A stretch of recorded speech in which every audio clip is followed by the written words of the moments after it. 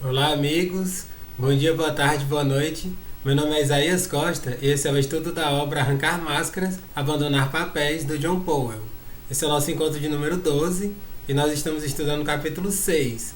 É um capítulo bem grande, né? Um dos capítulos mais extensos desse livro. E aí eu decidi dividir em 3 partes para que fique mais interessante, para que fique mais tranquilo, que a gente não faça nada atropelado, né? Que vocês possam acompanhar bem, né? Conseguir compreender bem e não fique cansativo nem para mim nem para vocês, certo, gente? Quem não assistiu os vídeos anteriores, basta olhar no feed, né? Ou então quem tiver pelo Instagram, basta olhar no IGTV que está tudo lá, certo? E vamos hoje concluir, né, o capítulo 6, que fala sobre a gente partilhar todos os nossos sentimentos que são significativos, sejam eles positivos, sejam eles negativos.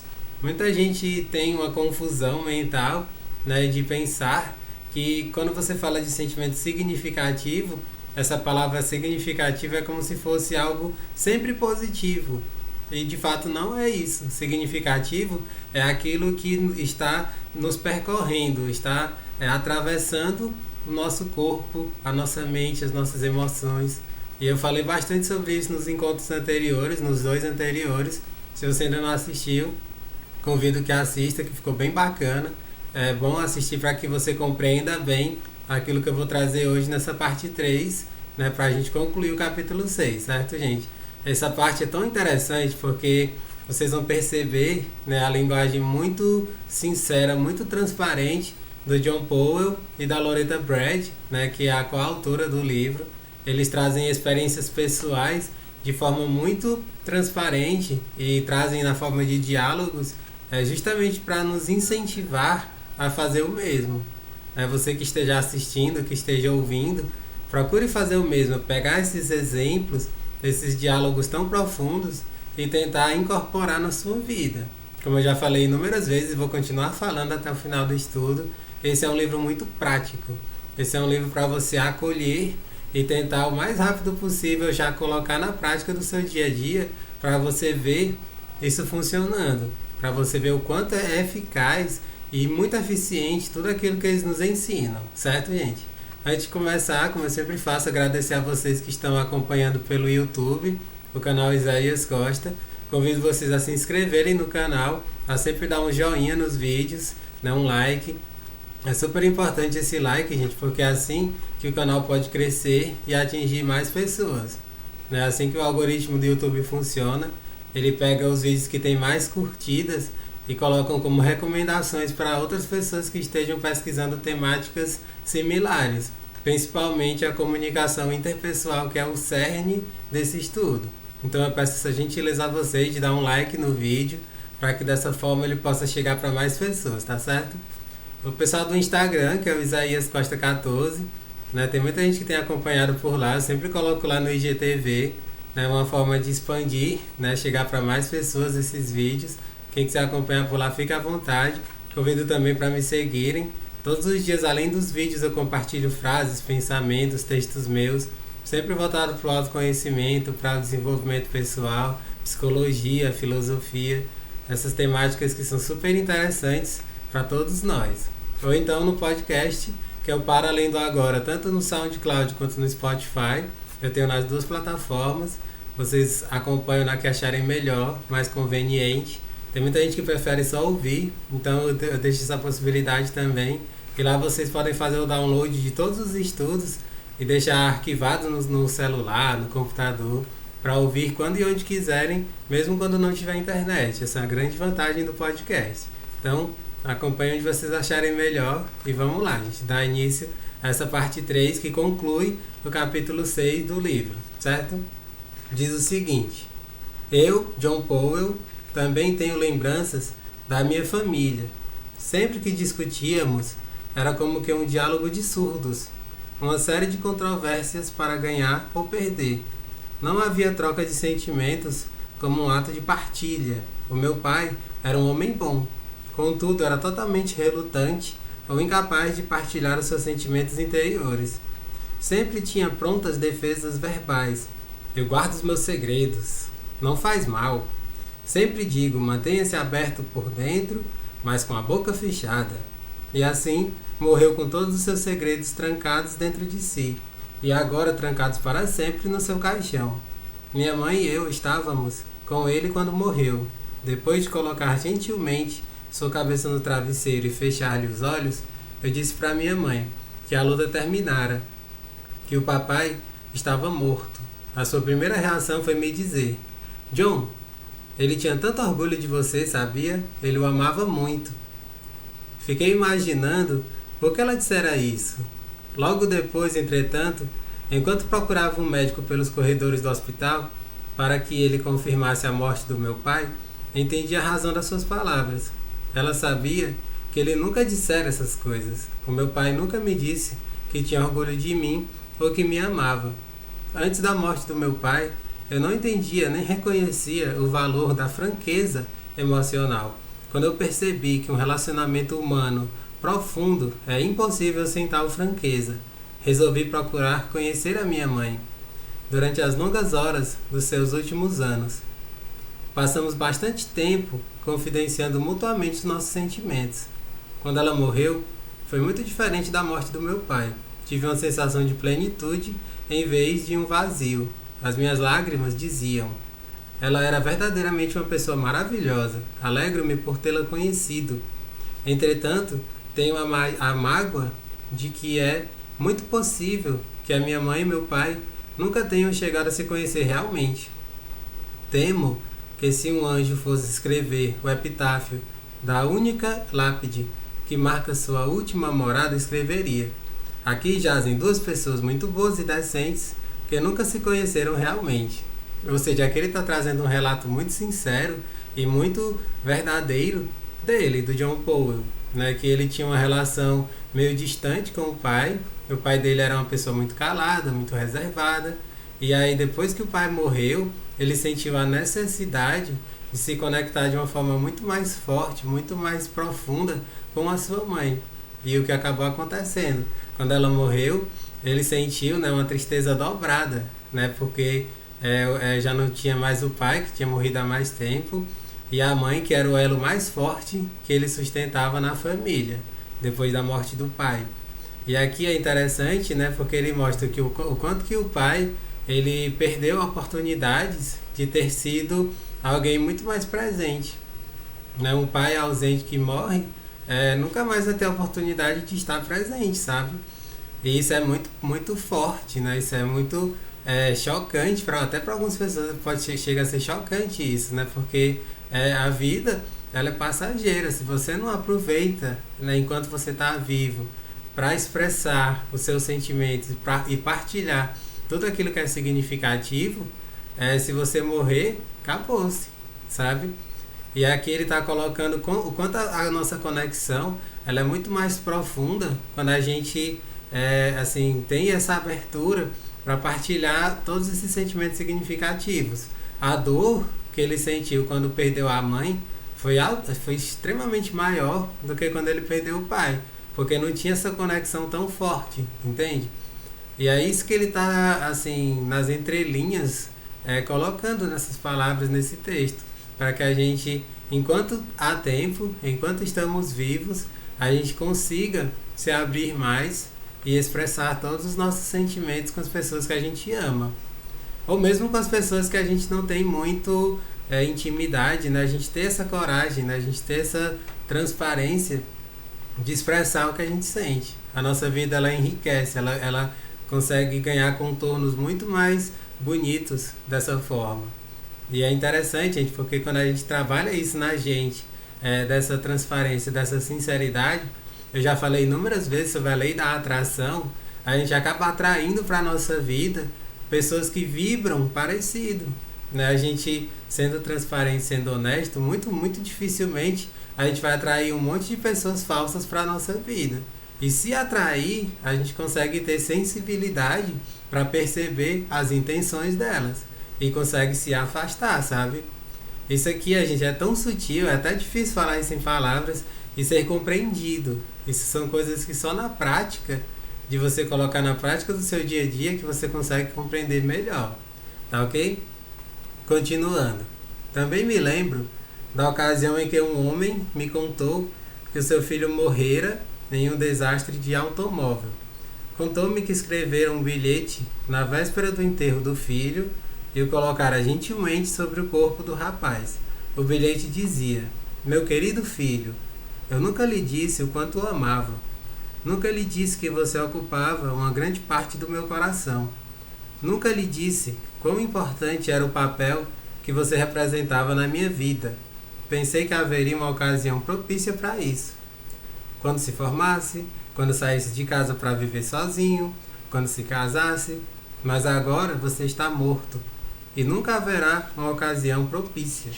Por isso, escrevo esse bilhete desejando que Deus mande um dos seus anjos lê-lo para você. Quero que saiba do meu amor por você e de minha tristeza por nunca ter lhe falado desse amor, seu pai. Ou seja, que essa é uma carta, né, cheia de culpa, né, cheia de remorso, por ele não ter expressado todo o amor que sentia pelo filho. Claro que isso aqui é simbólico, né? Esse ato de escrever essa carta é simbólico, é super importante. Com certeza foi muito aliviador, né, para ele, né? Ou seja, ele conseguiu se sentir mais em paz depois de ter escrito essa carta. Porém, nada substitui ele ter estado mais presente e ter ter demonstrado todo o seu amor pelo seu filho enquanto ele estava vivo. Né? E esse aqui, gente, é uma reflexão super profunda e ela se encaixa muito bem nesse período que a gente está vivendo agora de pandemia do coronavírus, né? Que nós estamos aqui hoje, né? Nós estamos saudáveis, né? Mas amanhã podemos não estar, né? A gente pode morrer daqui para ali, né? A gente tá, né? Assim, com esse inimigo invisível, digamos assim, né? Que pode nos levar a qualquer momento. Não dá pra gente ter certeza se ao pegar esse vírus a gente consegue assim, ganhar imunidade e superá-lo. Não dá pra saber, né? Por isso que a gente se cuida, por isso que a gente faz todos os cuidados para que a gente não se contamine, né? Porque é um vírus novo, é um vírus que não tem vacina ainda, né? Se você estiver assistindo esse vídeo lá na frente, talvez isso esteja meio fora de contexto, né? Talvez já tenha se encontrado a vacina, estejamos imunizados. Mas se você está assistindo esse vídeo em 2020, tudo isso vai fazer muito sentido. Então, o que eu estou querendo dizer com tudo isso? Né? Que a gente não deixe para amanhã o que pode fazer hoje. Em resumo, é isso. Expressar os nossos sentimentos. A gente ser muito verdadeiro, muito honesto e falar o que a gente sente. Porque é dessa forma que a gente vai construir melhores relacionamentos bem mais profundos. Que essa carta aqui seja apenas uma espécie de alerta para nós, para que a gente nunca seja esse personagem que vai escrever uma carta triste em vez de, durante a vida, ter momentos incríveis de compartilhar sentimentos. Ok, gente? Aí agora ele vai passar para a parte da Loretta Brad, né, que, como eu disse no começo, os dois trazem experiências pessoais para essa obra. Agora a parte da Loretta. Eu, Loretta Brad, descobri que a franqueza emocional é muito difícil com relação à morte. Tive 3 grandes lutas com meus sentimentos depois das mortes do meu pai, da minha mãe e da minha avó. Quando eu tinha 3 anos e meio, o meu pai, policial em Chicago, foi morto em serviço. Minhas emoções de pesar ficaram bem escondidas no meu coraçãozinho. Eu repetia para mim mesma: não dói. Segui o exemplo dos que estavam ao meu redor sem perceber nada, sem processar a minha tristeza, raiva e pesar. Eu aceitei a morte do meu pai como um ato de Deus. De um ato de Deus, somente coisas boas poderiam surgir. Por dentro, entretanto, fui atormentada por muitos pensamentos confusos e sentimentos ambivalentes durante muitos anos. Ainda posso citar algumas das minhas conversas interiores daquela época. Isso aqui, gente, é tão incrível que ela fala agora, porque dá para perceber, né, uma total transparência, sinceridade ao trazer, né, pensamentos que às vezes eles são muito criticados, né, são condenados, e aqui ela coloca isso com toda transparência, ou seja, mostra que ela é muito corajosa, muito sincera. Vamos lá para as afirmações dela. Porque ele tinha de ir para outro lugar para ser feliz? Ele era feliz aqui comigo. Eu sei que ele não queria me deixar, mas sei porque ele queria deixar a mamãe. Ela é tão triste e tudo o que faz é trabalhar. Ela não é nem um pouco divertida, ou seja, que ela tá meio que culpando a mãe, né, que trabalhava muito, que não era presente. A outra, por que tinha de ser ele e não eu? Né? Por que tinha que ser ele e não eu? Então por que tinha que ser ele e não ela? Né? Ou seja, ela está se colocando, ou então colocando a própria mãe. Isso que é tão interessante, gente, porque assim que eu li, né, eu pensei logo, ela era criança, bem novinha, e estava colocando a figura da mãe em vez do pai. Sabe o que é isso aqui, gente, em termos de psicanálise? O nome disso aqui é complexo de Édipo. Eu achei super bacana quando eu estava relendo, né? Porque assim, eu li esse livro lá atrás, em 2013. Né? Eu ainda não tinha estudado nada de psicanálise, eu não tinha acesso a nada disso naquele tempo. Eu tinha outras buscas, né? E aí, assim, eu não tinha essa sacada naquele tempo, mas quando eu reli, eu pensei, caramba, assim, intuitivamente, né, ele tá trazendo coisas da psicanálise. Né? Quando uma meninazinha fala, né, que por que não a mãe em vez do pai? Né? Esse parece ser um pensamento super cruel, né? Mas isso acontece, né? Porque é o complexo de Édipo. O complexo de Édipo, sendo bastante objetivo, é isso, a menina, ela se afeiçoa muito mais ao pai e o menino se afeiçoa muito mais à mãe, né? E é como se fosse tipo uma competição. Ele quer estar no meio do caminho entre os dois, né? Para que o afeto que existe de marido e mulher, ele não aconteça de forma plena. Né? A criança se coloca entre os dois, querendo ser o centro das atenções. Como se fosse tipo, entre aspas, namoradinho, namoradinha do papai e da mamãe. Né? Mas claro que esse tipo aqui eu estou sendo bastante simplório, né? Tem muito mais coisas além que a gente não vai falar aqui porque tomaria muito tempo. Né? Mas quando ela fala isso, não é por maldade, não é crueldade, nada disso. É algo natural que todos nós, quando estamos nessa idade de em torno de 4 anos, 5 anos, a gente tem. É uma fase muito curtinha, um período muito curto, que logo se transforma, né, na que a gente chama de fase latente. Né, a fase de desenvolvimento da criança, que a gente chama de fase latente, que vem logo em seguida, que dura alguns anos também. Certo, gente? Mas assim, isso é só uma pinceladinha de psicanálise. Claro que a coisa vai muito longe, né? Se a gente fosse aprofundar, passaria horas e horas aqui falando. Mas assim, eu só queria trazer isso, achei bem legal, né? Ela colocar essa sinceridade toda, né? Ao trazer isso. E aqui eu estou dizendo que isso não é condenável, a gente não pode julgar, porque em algum momento a gente pensa algo assim. A gente às vezes não tem consciência, mas esse tipo de coisa passa pelo nosso pensamento. Continuando. Ele era o único que me entendia. Aquela se colocando como sendo o centro das atenções, né? Eu acho que nunca fiz nada de errado para fazê-lo ir. Ou fiz. Talvez eu seja realmente má. E como todos estão dizendo, eu sou teimosa. Eu nunca seria tão teimosa e má se ele voltasse. Aqui tem outra coisa super bacana, gente, que é as fases do luto. Né? Quando a gente estuda o luto, né, que tem muitas teorias extremamente interessantes, né, sobre o luto, principalmente da querida Elizabeth Kubler-Ross.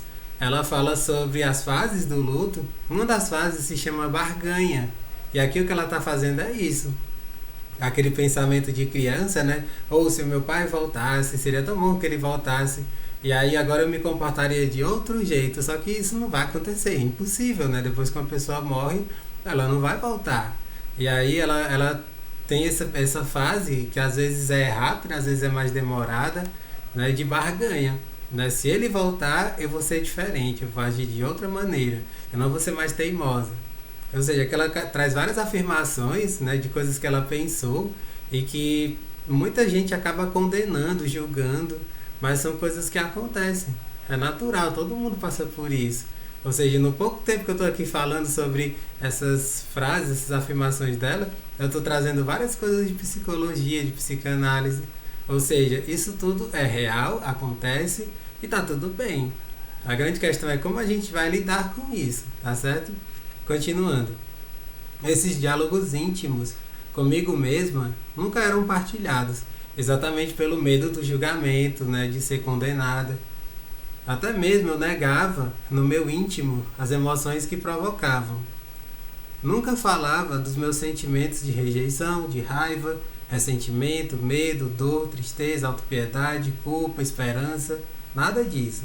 À medida que fui ficando mais velha, também passei a amar e admirar minha mãe. Ela morreu 28 anos depois do meu pai. Tinha ocasiões em que já tinha idade bastante, quer dizer, nessa ocasião eu já tinha idade bastante e aprenderam bastante para respeitar a expressão livre e franca das emoções. Chorar a morte da minha mãe foi uma dupla tristeza. Eu chorava por ela e também pelo meu pai. Era uma tarefa gigantesca. Entretanto, com a ajuda de alguns amigos cheios de paciência e empatia, chorei franca e completamente. Como resultado, acho que cresci com a experiência. Ou seja, ela fala aqui sobre o intervalo de 28 anos da morte do pai e da morte da mãe. E o quanto foi mais, fácil de lidar, né? Fácil entre aspas, né? Ela tinha mais maturidade, mais recursos para lidar com a morte da mãe do que com a morte do pai. Ela teve a oportunidade de se conectar de forma muito profunda com a mãe ao longo desse tempo, certo? 5 anos mais tarde, minha avó morreu. Chorar a morte da minha avó, que era uma segunda mãe para mim, foi muito diferente. Eu me sentia à vontade com o processo. Conscientemente envolvi-me nele e quase o acolhi com alegria. Este terceiro período de tristeza trouxe benefícios adicionais. Partilhei os meus sentimentos mais profundos com a minha avó antes da sua morte. Quando ela morreu, e depois outros membros da família e eu nos sentimos suficientemente à vontade para compartilhar nossa tristeza. Ou seja, que é tão interessante, gente, que ela coloca, porque a morte da avó foi tão significativa que é como se ela e outras pessoas da família se decidissem por expressar muito mais o que estavam sentindo, para que a dor não fosse tão grande, para que essa dor fosse amenizada, sabe? Ela era uma pessoa com certeza que assim ancorava todos, né? Ela era uma pessoa de referência para todos. Onde ela estava, ela reunia todo mundo. Pelo que ela coloca aqui, eu consigo perceber isso muito claramente. A avó dela era aquela pessoa mamãezona, assim, vovózona, que junta todo mundo. E aí quando ela partiu, todo mundo ficou com aquele pensamento: caramba, a nossa avó, ela era uma pessoa que nos unia, então nós vamos nos unir a partir do que ela nos ensinou, sabe? Isso aqui é maravilhoso, gente. Então, assim, a gente vê o quanto que uma pessoa amorosa, ela consegue influenciar a todo mundo que está ao seu redor. Essa é uma reflexão que está nas entrelinhas disso aqui. Eu faço questão de trazer para que vocês percebam o quanto é vantajoso, o quanto é maravilhoso a gente ser amoroso, a gente expressar, né, os nossos sentimentos, porque isso reverbera. As pessoas, elas, pelo nosso exemplo, elas tentam de certa forma colocar na prática isso. E depois que a pessoa morre, isso é acentuado, percebe? É muito bacana. Eu aprendera com as experiências anteriores que a franqueza emocional seria benéfica se eu simplesmente a deixasse fluir. Tornei-me consciente de que as emoções reprimidas não desaparecem e continuam a perseguir a pessoa até que sejam reconhecidas e processadas. Aprendi que eu podia chegar a conhecer a peculiaridade dos outros, partilhando mutuamente os nossos sentimentos.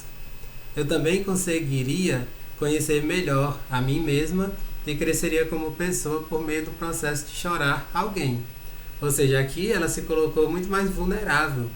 Ela está colocando, né, a Loreta, a importância de você ser vulnerável. Inclusive, gente, eu já estou aqui dando um spoiler essa questão da vulnerabilidade. É o próximo capítulo, é o capítulo 7. O capítulo 7 ele fala sobre isso, sobre o quanto a vulnerabilidade é algo que pode ser extremamente grandioso e assim, contribuir para o nosso processo de maturidade, de evolução pessoal, né? Quando a gente se coloca vulnerável, a gente tem muito mais a crescer do que quando a gente se fecha. Isso não há a menor dúvida. Tem muitas pessoas que morrem de medo de ser vulneráveis, né? Pensando que vão ser fracas, né?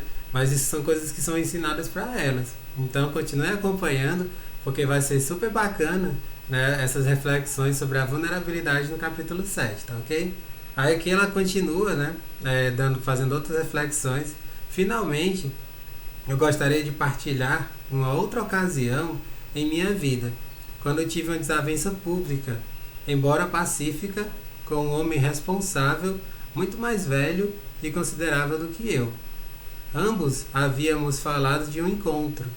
Em minha palestra, eu incentivara a total franqueza emocional em todos os relacionamentos íntimos. Meu amigo viu-se forçado a discordar de mim. Eu não poderia contar à minha mulher todos os meus sentimentos, declarou ele. Isso a arrasaria. Por isso, censuro os meus sentimentos. O que lhe conto sobre os meus sentimentos é sempre verdade. Mas é claro que eu não lhe conto todos os meus sentimentos significativos.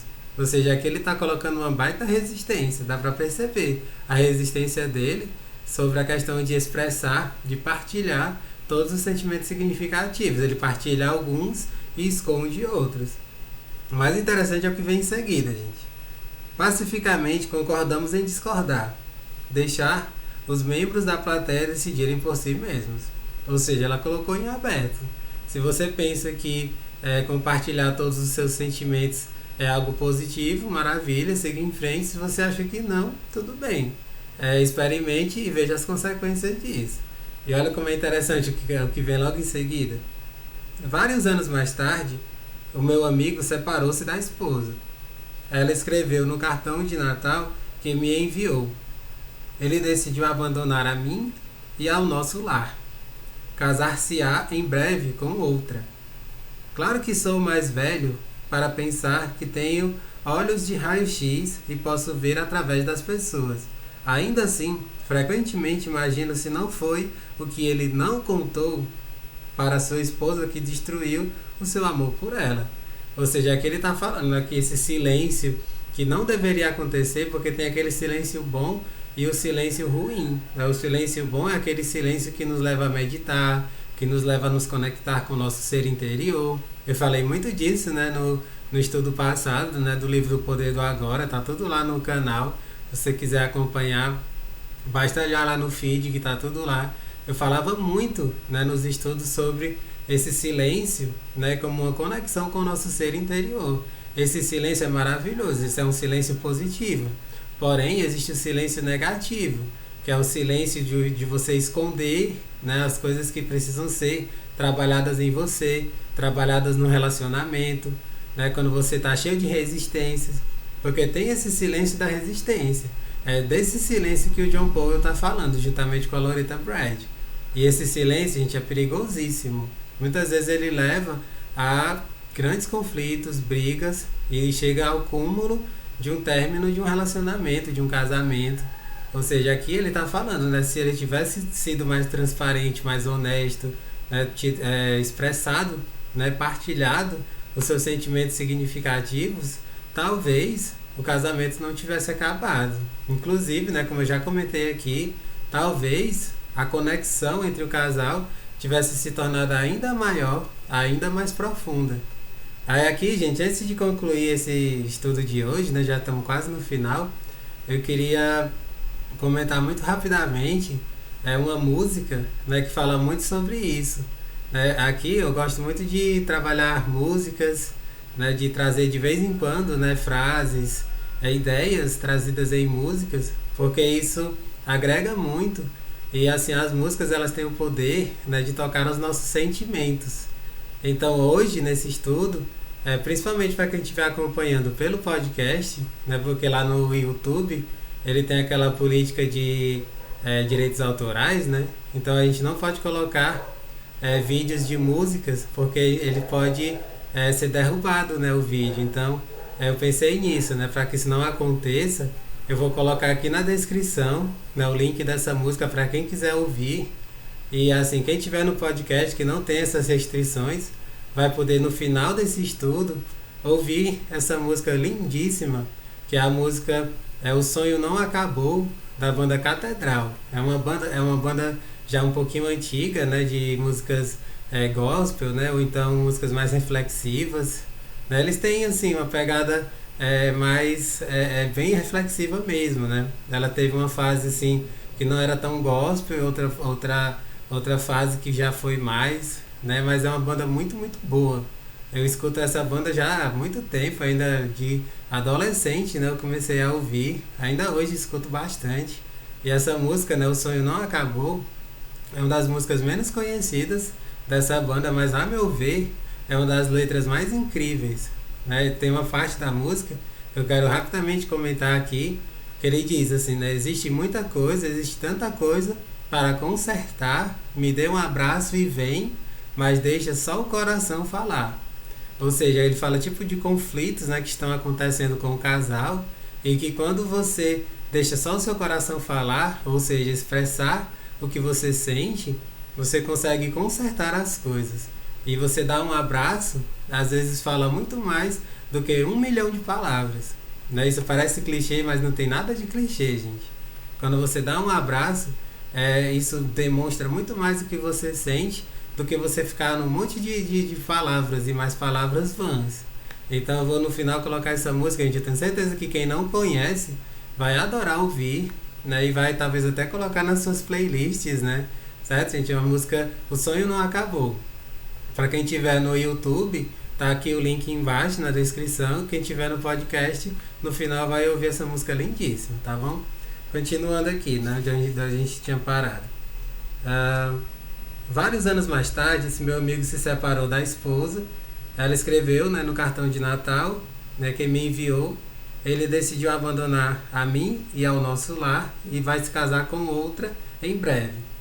Claro que sou velho para pensar e que tenho olhos de raio-x e posso ver através das pessoas.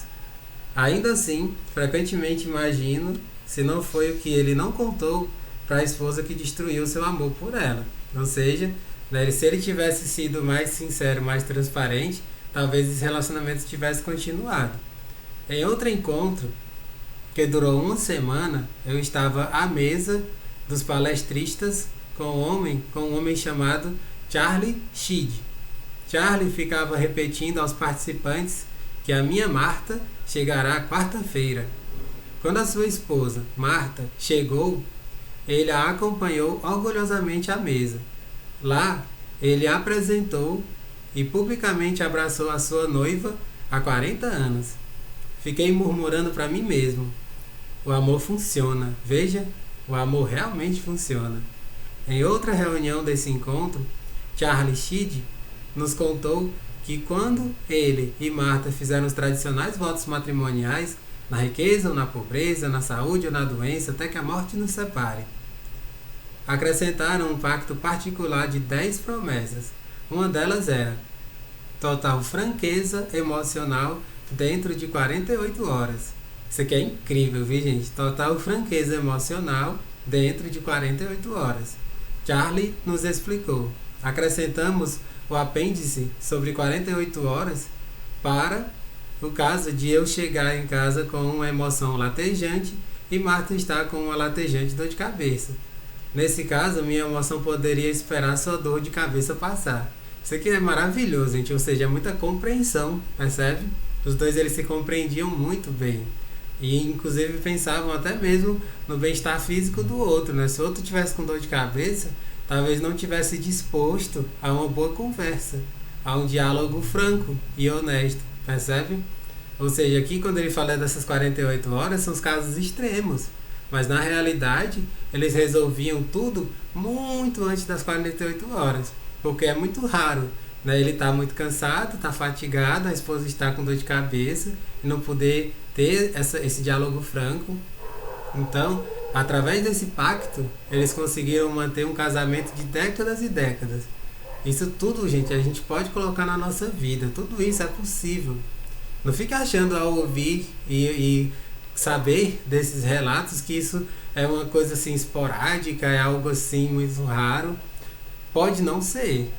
Às vezes a gente vê que é raro mesmo, mas pode não ser se você se decidir, se você tiver colocar todas as suas energias para ser honesto, para ser sincero, transparente.